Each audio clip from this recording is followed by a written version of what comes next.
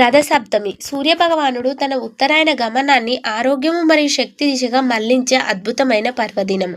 సూర్యుడి కిరణాలలోని శక్తి మన రోగాలను అరించి ఆయుష్ను ప్రసాదించే శక్తివంతమైన రోజుది.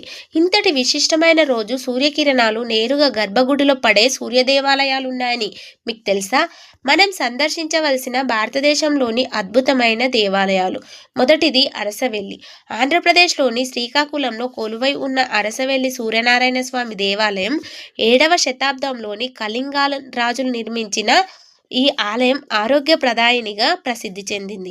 ప్రతి ఏటా రథసప్తమిన ఇక్కడ జరిగే సూర్యకిరణ స్పర్శ అద్భుతం.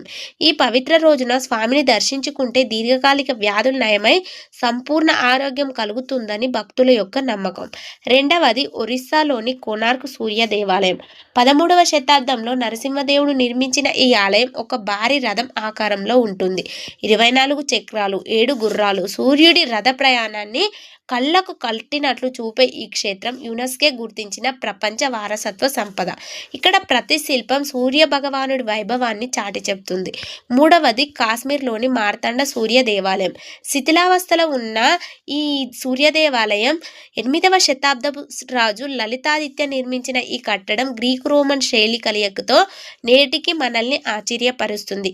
ఇక మరొకటి గుజరాత్లోని మొధేరా సూర్య దేవాలయం. ఇక్కడ సూర్యకుండ్ మరియు గర్భగుండ్ లో సూర్యకాంతి పడే అద్భుత నిర్మాణం. సోలంకి రాజు ఇంజనీర్ ప్రతిభకు నిదర్శనం. ఈ రథసప్తమి రోజున ప్రత్యేక దైవమైన సూర్య భగవానుడిని ఆరాధించి ఆరోగ్యాన్ని పొందాలని మనస్ఫూర్తిగా కోరుకుంటూ అందరికీ రథసప్తమి శుభాకాంక్షలు.